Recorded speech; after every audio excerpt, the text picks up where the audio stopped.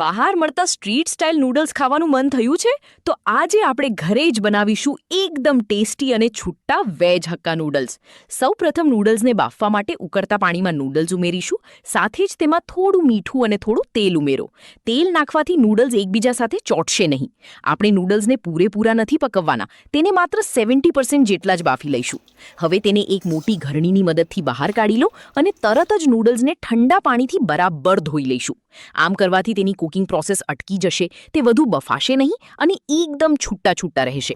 હવે નૂડલ્સનો વઘાર કરવા માટે એક પેનમાં થોડું તેલ લઈશું. તેલ ગરમ થાય એટલે તેમાં આદુ લસણની પેસ્ટ નાખીને કાચી સુગંધ જાય ત્યાં સુધી બરાબર સાંતળી લઈશું.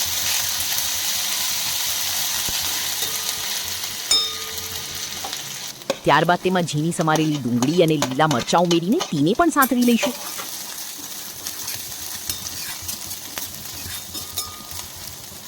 હવે તેમાં સમારેલી કોબીજ એડ કરીશું. કોબીજને તમે તમારી પસંદગી મુજબ લાંબા અથવા નાના ટુકડામાં કાપી શકો છો. હવે શાકભાજી સંતળાઈ જાય એટલે ઉપરથી થોડું વિનેગર નાખીશું અને સાથે જ બજારમાંથી મળતો તૈયાર હક્કા નૂડલ્સ મસાલો ઉમેરીશું અને બધું બરાબર મિક્સ કરીશું. એક વાતનું ખાસ ધ્યાન રાખજો, આ તૈયાર મસાલામાં મીઠાથી માંડીને દરેક વસ્તુ પહેલેથી જ હોય છે, તેથી આપણે ઉપરથી મીઠું કે બીજું કોઈ જ મસાલો અલગથી ઉમેરવાનો નથી. હવે તેમાં આપણે બાફીને તૈયાર રાખેલા નૂડલ્સ ઉમેરીશું. હવે 4 થી 5 મિનિટ સુધી તેને બરાબર હલાવતા જઈશું અને ધીમા તાપે ચડવા દઈશું, જેથી બધો જ મસાલો નૂડલ્સમાં એકદમ સરસ રીતે મિક્સ થઈ જાય. બસ, તો તૈયાર છે આપણા ગરમા ગરમ અને એકદમ ટેસ્ટી વેજ હક્કા નૂડલ્સ. આ રેસીપી ઘરે જરૂર બનાવજો.